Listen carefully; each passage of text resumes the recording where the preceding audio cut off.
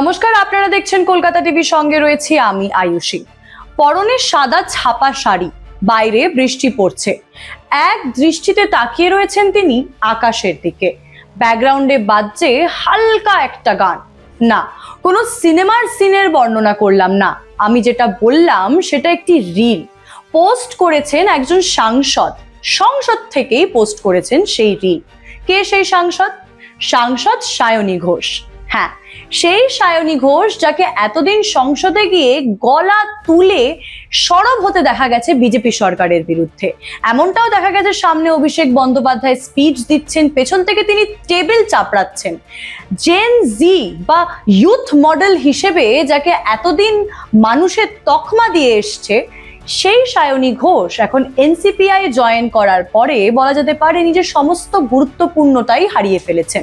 একেবারে নিশ্চুপ, কোনো সংসদে কোনো স্পিচ বা কোনো তাৎপর্যপূর্ণ তথ্য তাকে তুলে ধরতে দেখা যাচ্ছে না, তাকে দেখা যাচ্ছে রিল পোস্ট করতে। এই রিল পোস্ট করার পরে কিন্তু বিতর্কের ঝড় ওঠে। সায়নী ঘোষকে নিয়ে শুরু হয় নানান রকমের প্রশ্ন। এটাও প্রশ্ন ওঠে যে যাদবপুরের মতো একটি তাৎপর্যপূর্ণ কনস্টিটুয়েন্সি, যেখানে কৃষ্ণা বোস, সোমনাথ চট্টোপাধ্যায়, মমতা বন্দ্যোপাধ্যায়ের মতো হেভি ওয়েট পলিটিক্যাল নাম জড়িত রয়েছে, সেই কনস্টিটুয়েন্সি থেকে যখন কোনো অভিনেত্রী 2019 সালে মিমি চক্রবর্তী, তারপরে সায়নী ঘোষ, তারা যখন প্রতিনিধিত্ব করেন, তখন কোথাও গিয়ে যাদবপুরের মতো গুরুত্বপূর্ণ একটি কনস্টিটুয়েন্সি বা ইউথ রিলেটেড কনস্টিটুয়েন্সির যে ইম্পর্টেন্স, সেটা হারিয়ে যায় বলেও কিন্তু বহু মানুষ সে কটাক্ষ করেছেন। কিছুদিন আগেও কিন্তু সায়নী ঘোষকে নিয়ে একটি বিতর্কের সৃষ্টি হয়েছিল, যেখানে দেখা গেছিল যে সায়নী ঘোষ কে যখন প্রশ্ন করা হয় পার্লামেন্টের বাইরে, সিজেপির প্রটেস্ট, তারপরে বিজেপি সরকারের নতুন বিল, ফাস্ট ট্র্যাক কোর্ট, সবকিছু নিয়ে যখন তাকে প্রশ্ন করা হয়, তখন তাকে দেখা যায় যে বিজেপির হয়ে কথা বলতে।